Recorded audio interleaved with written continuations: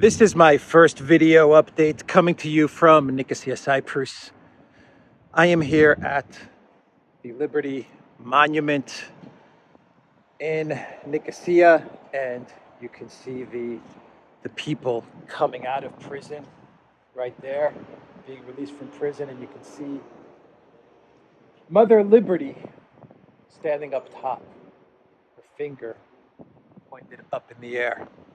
So, let's talk about some news on this Wednesday morning, and let's discuss the big story, which is what happened with Nord Stream 1 and Nord Stream 2. Sabotage. I think this has been accepted as some sort of sabotage. We can rule out that this was some sort of accident. We have information that there was explosions that were recorded at the time of the leaks in Nord Stream 1 and Nord Stream 2. And now we are at a place where everyone is trying to figure out who done it. Who has committed this act of sabotage? And we can look at Russia, we can look at the United States, we can look at Ukraine, we can look at the European Union, Poland. We can look at a combination of different players and actors. But we always have to ask ourselves, cui bono? Who benefits from all of this? And let's begin with Russia. Let's begin with why I believe Russia is the first country to be ruled out of this type of sabotage of Nord Stream 1 and Nord Stream 2. The first reason is that why would Russia destroy their own infrastructure? Why would they do it? They spent so much time and so many billions in building these pipelines, and why would they destroy them? I mean, that's the first simple question I ask myself. The second thing that I ask myself is, why would Russia destroy these pipelines if the purpose of destroying these pipelines is to prevent natural gas from ever flowing to Europe? Why would Russia do something like that, which, if these gas lines were to ever come back online, would mean money for Russia? So why would they sabotage pipelines that could be a potential revenue stream? That doesn't make any sense. If anything, leave the pipelines there. You've already built them. Leave them sitting there. Nord Stream 1 is working at some sort of capacity, 0%, 10%, 20%, 60%. It could be making you money. Nord Stream 2, it's there. Don't bother it. You never know. Maybe something could be worked out in the future, and I'll get to that in a bit. Perhaps some sort of de-escalation could take place, and maybe Nord Stream 2 sometime in the next 2, 3, 5, 10 years could come back online, and that could be another big source of revenue. So why would you destroy your own revenue stream or potential revenue stream? If Russia wanted to take Nord Stream offline, well, they could just turn off the tap. That's the easy solution. Why go through all of this trouble to create holes underneath the water to create this leak, and then go through the whole Russia did it media circus of it all? Just turn off the tap if you really want to shut down Nord Stream. Either way, you've got the whole turbine issue. So you've already got a way that you could decrease the flow to Nord Stream 1.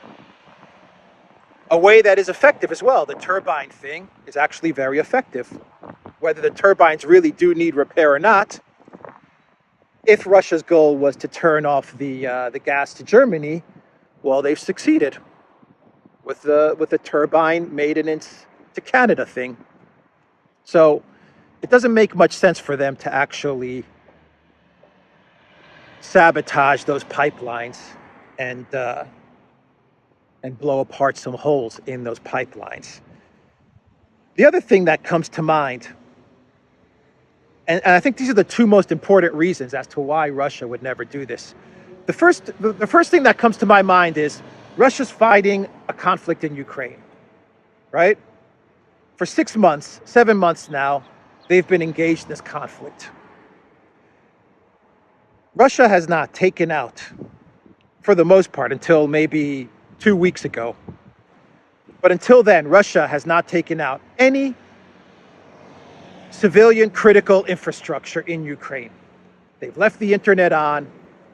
They've left the water running, the sewage, the communications, and the gas, oil, and energy. Ukraine has a pipeline that feeds into Europe. And Russia, throughout these 7 months, has not taken out that pipeline. They haven't damaged it. They haven't bombed it. They haven't switched it off. There is a country that has switched off the pipeline about 4 months ago, and that was Ukraine. So if Russia, in the middle of this conflict, where one would expect, if you're engaged in a war, that it would be one of the first things you do is to blow apart the energy, gas, and oil transit running through Ukraine. If they haven't done that in Ukraine, why would they do that for Nord Stream 1 and for Nord Stream 2? And the other reason why Russia needs to be ruled out, and I'm going to say something here, and the United States, if the United States was a functioning, cohesive government, the reason why these two great powers should be ruled out from this sabotage is because the great powers, they have an understanding. China, Russia, the United States, India. They don't blow apart underwater cables and pipelines and things like that. They just don't do it. Because the minute you blow apart one person's gas pipeline, well, then the other great power says, okay, I'm going to blow apart the cables that run from New York to London. Or I'm going to blow apart the cables that run from Japan to somewhere else, or whatever. So there's an understanding that these cables, whether they're communication cables, gas cables, internet, whatever it is, oil, you don't blow it apart. So Russia would just not do this. And a cohesive, functioning U.S. government would not do this either. But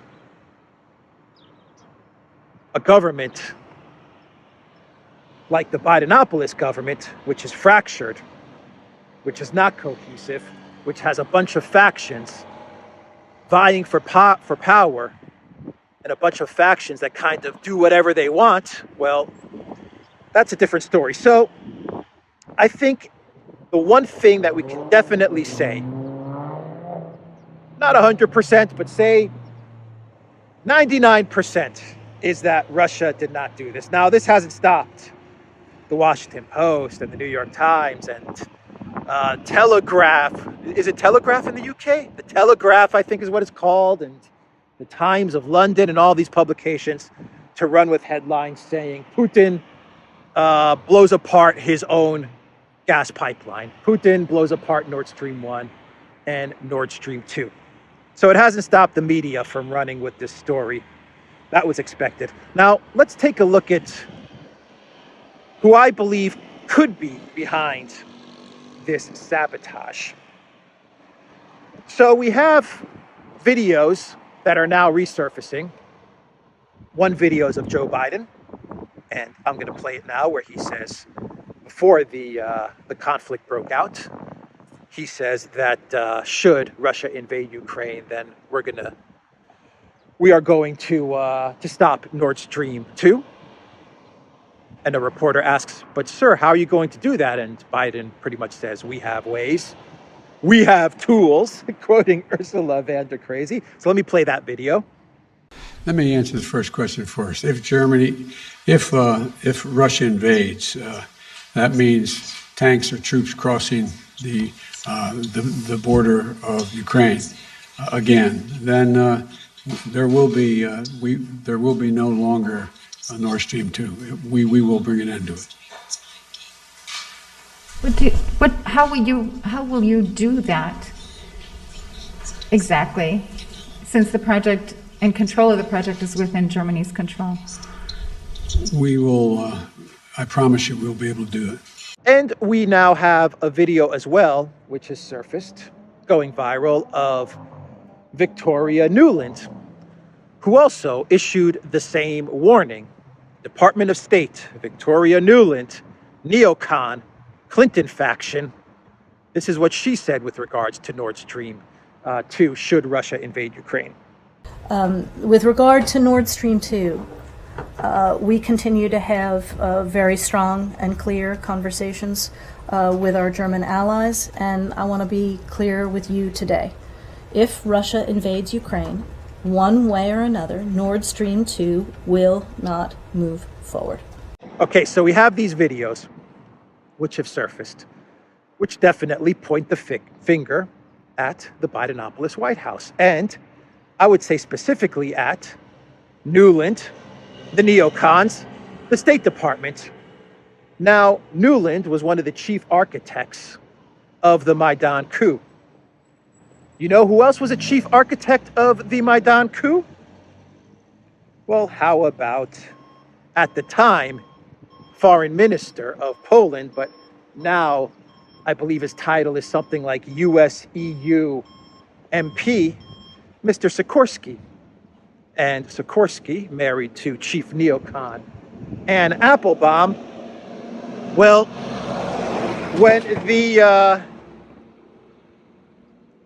when the sabotage happened, Sikorsky tweeted out, "Thank you, USA. Thank you, USA." That is what he tweeted out with regards to finding out that this sabotage, these pipelines, had been blown up.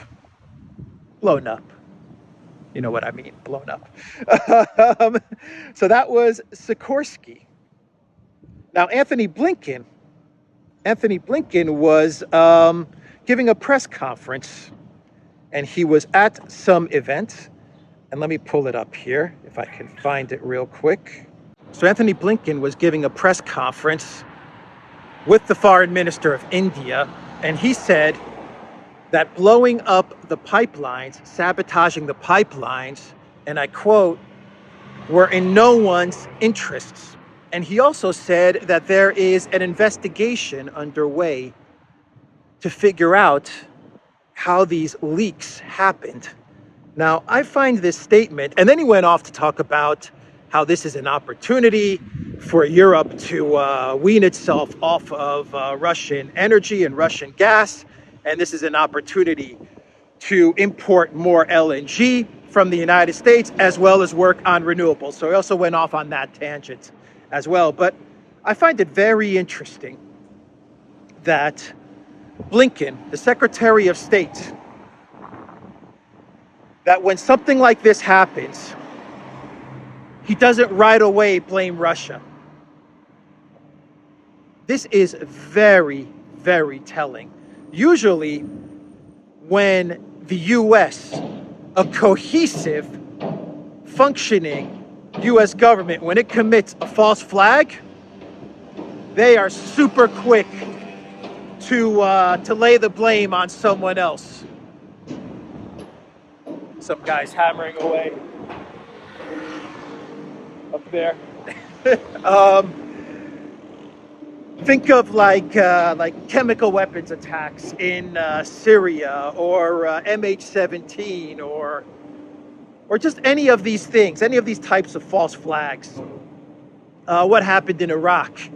Whenever something like this is orchestrated, it takes like an hour or two before the Secretary of State, the Pentagon, the President, they come out and they say, Russia did it, or Assad did it, or Saddam did it. I mean, it's instant. But this is when a false flag is fully coordinated, when everyone is on board and when everyone's on the same page. Right now, we're at the Famagusta Gate in Cyprus right here. And so in this instance, you don't have that. You actually have the Secretary of State saying, this is in no one's interest, what happened, and there's going to be an investigation. I find that to be a very telling statement from Blinken. And you also have many people in the EU, I believe Sikorsky being one of them, coming out and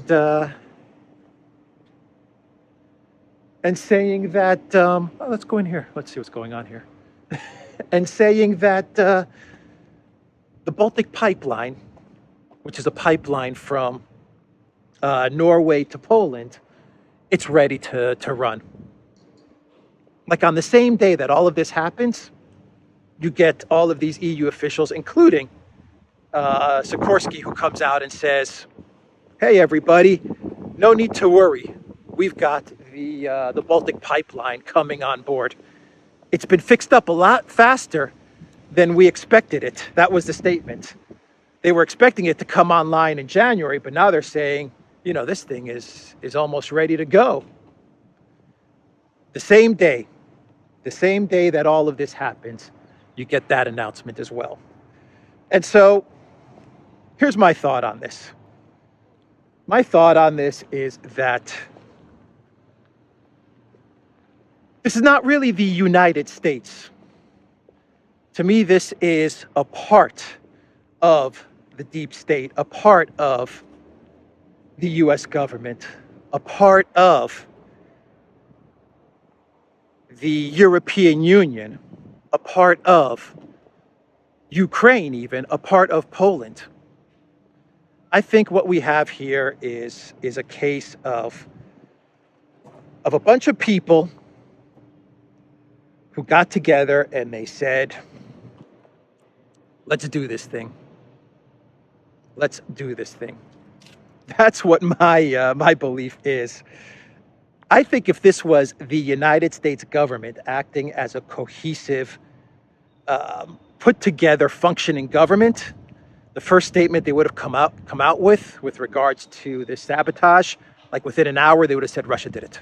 Everybody, Blinken, Newland, Biden, Austin, everyone would have said Russia did it. We know. We already know. We don't need any investigation. We don't need anything like that to take place. We already know they did it. It's a done deal, just like they do with every false flag. But in this instance, they didn't do it. I think they didn't do it because I think they understand that not everybody in the US government is on the same page.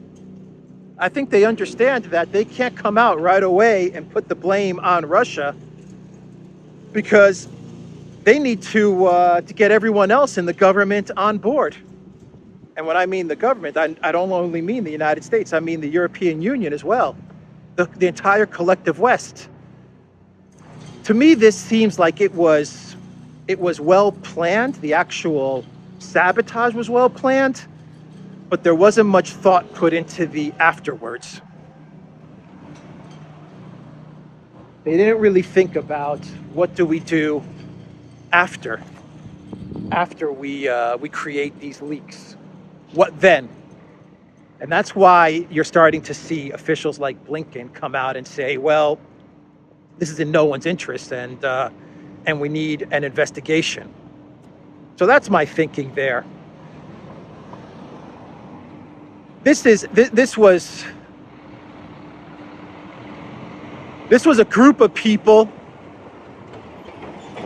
that want to keep Germany moving towards deindustrialization, that want to prevent any type of settlement or ceasefire, and that want to send a message with regards to the partial mobilization, the referenda, all of these things. It almost seems to me like this was kind of a well-planned act of rage and sabotage. An act of rage and sabotage. So we're getting rumors refuted by the Russian Ministry of Defense, refuted by Ukraine. But we have rumors that the Ukraine commander Zaluzny phoned up the Russian commander Gerasimov, and he sent out condolences for the tragic events that happened in Russia at Izhevsk, the school shooting there. And then they also talked about what could be done to wind this conflict down.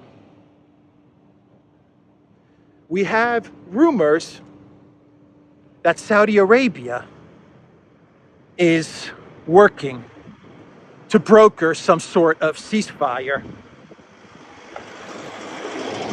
Once again, I've got a really small sidewalk here, so I got to be a bit careful. We have these rumors that Saudi Arabia is trying to mediate a ceasefire. Now, Russia, the Russian government, the Kremlin, in the last week, we've seen a couple of actions take place. Okay? We have seen a referenda in 4 different regions. It's complete. They've all voted overwhelmingly, Sabotage, Kherson, Donetsk, Lugansk, to join the Russian Federation. We've seen that happen. We've seen the announcement of partial mobilization. Okay? And we have seen a prisoner swap, a prisoner exchange, mediated by Saudi Arabia. We've seen that take place. We'll get all our guys back. You get most of your guys back, or at least the important Azov guys that you want, you get them back. But Russia pretty much got most of their guys back, from what I understand. So you have 3 events that take place, mediated by Saudi Arabia, one of them. And I look at these 3 events, and I look at the timing of this sabotage as well. And I say to myself, okay, Germany is going under, but there's still a window. It still can be saved. It's going to be a recession. It's going to be a catastrophe, but it's not going to be a complete collapse. I look at what Russia is doing and I say, a prisoner swap. We've got all our guys back. Referendum. What we've won in this war, we're keeping. Done. Okay?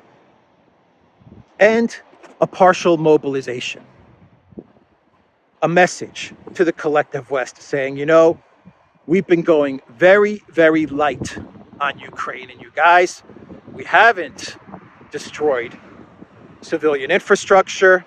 We haven't gone hard at Ukraine to destroy the country.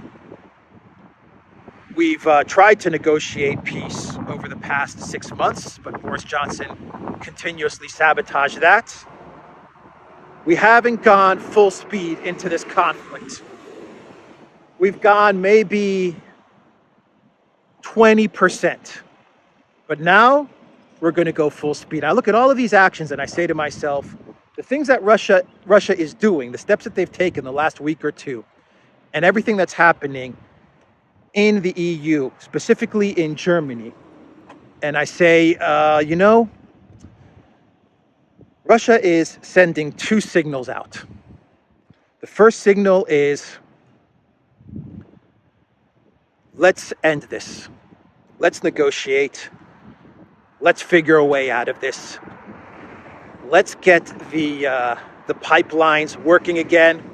Let's not have Germany collapse. Let's figure this out. Saudi Arabia, you got the prisoner swap delivered. Let's figure out a way to mediate a path out of this crisis. The second thing Russia is saying by these actions that they've taken is, if you refuse, this is your last chance. If you refuse to figure out a way out of this crisis, is what they're telling the collective West, well then, Ukraine as you know it will be no more. Germany is going to completely collapse. The European Union is going to completely collapse. And we're going to go full speed. We've got our guys back. We've got our POWs back. We've consolidated our gains. We've taken our territory. And we're locked and loaded. We're now ready. We are ready to go. Or in the next couple of weeks, we're going to be ready to go full speed. So you decide. Ukraine, you decide. Biden White House, you decide. European Union, what do you want? You decide Germany.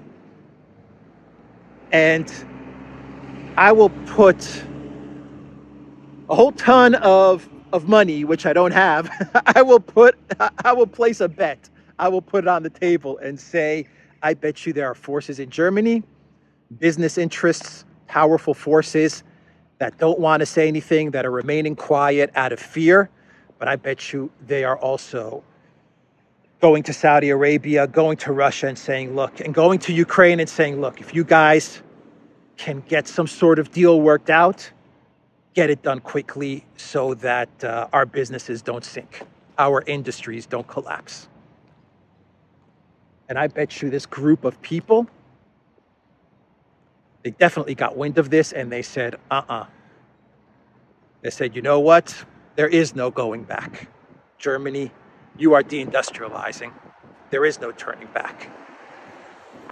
We are going to escalate. We're not going to find peace. We're not going to come to an agreement. There is no reverse gear. And just to prove our point, goodbye Nord Stream 1, goodbye Nord Stream 2. It's over. The Green Party, you think the Green Party is going to actually let Nord Stream 1 and Nord Stream 2, Nord Stream 1 come back online and Nord Stream 2 possibly operate in the future? No chance. I said it in a video that we did on the Duran a couple of weeks ago. I said Robert Habeck to me is like Thanos of the MCU, right? Of the Marvel comic book movies. He's the type of guy that snaps his finger and he says, I know this is going to cause a lot of pain for 50% of the society, but it's done. It's done. We are going to go through this pain, whether Germans like it or not. This is the Green Party ideology. There is no way that they're going to let Germany slide back towards efficient, cheap, dependable Russian energy. It's not going to happen. So that's my thoughts with regards to everything that happened with Nord Stream 1 and Nord Stream 2.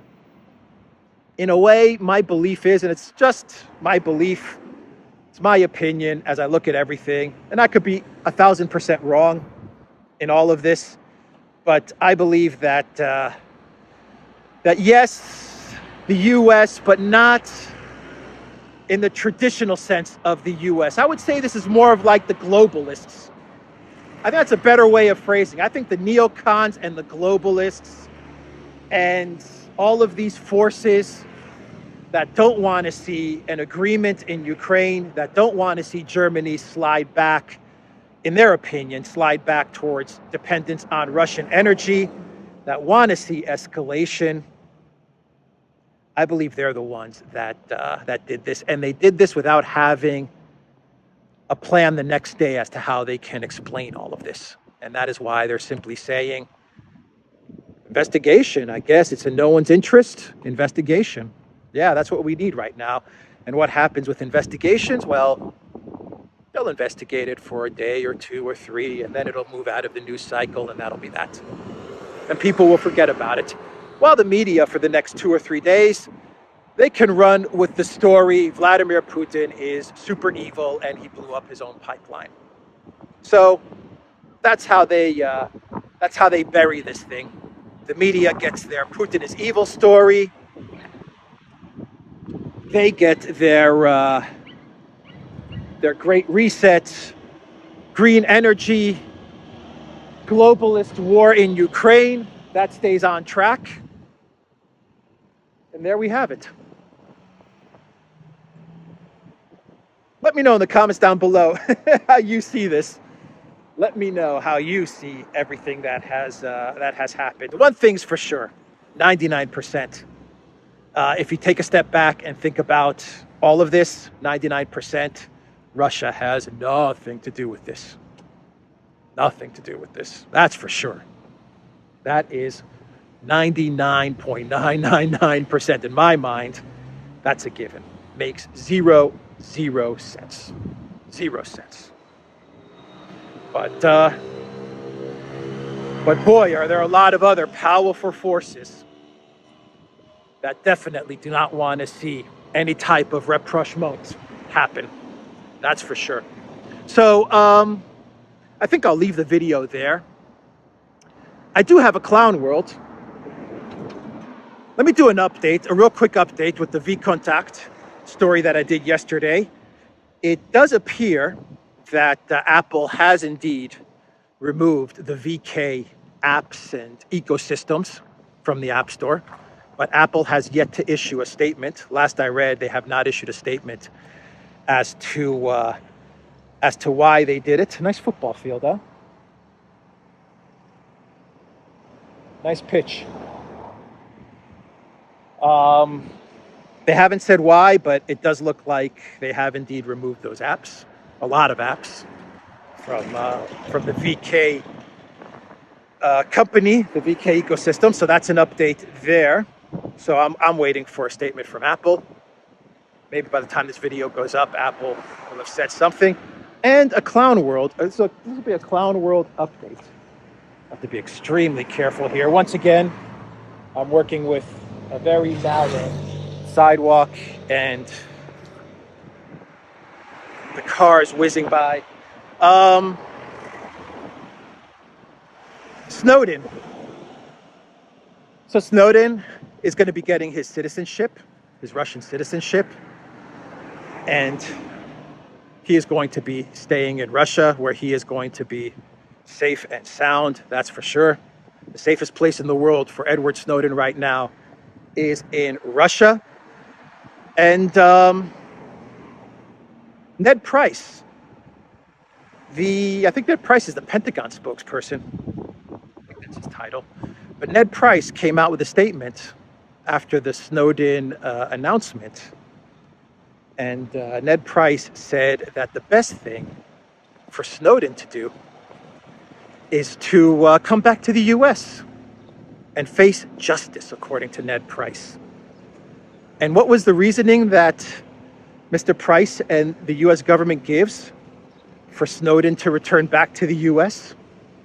So he can be put in prison indefinitely, which is what would happen. Ned Price says Snowden should do this because if he doesn't, he faces mobilization. He faces going to Ukraine and fighting in the conflict. That was the actual reasoning given by Ned Price as to why Snowden should return. Now, Snowden's lawyer, he came out with a statement right away and said that Snowden has zero risk of being of being mobilized into the conflict in Ukraine. Like zero chance of that happening. So I thought that was really funny. I mean, how they must really think that Snowden and his legal team are stupid. I mean, they must really think that they're as dumb as can be when they come out with a statement and they say, Snowden, you better come back, otherwise the Russian government, they're going to draft you into the conflict in Ukraine. What a crazy statement from the U.S., from Ned Price. And I think he is the Pentagon. I'm pretty sure he's the Pentagon guy. Or maybe he's the State Department guy, actually. I'm not sure. They all look the same after a while. They all look and sound the same after a certain amount of time. Anyway, that is the video, guys. theduran.locals.com. And check out Alexandra's channel. Check out Duran's channel. Go to the Duran shop, 10% off. Use the code GOODDAY. I've got my Duran Canada shirt on today. Take care.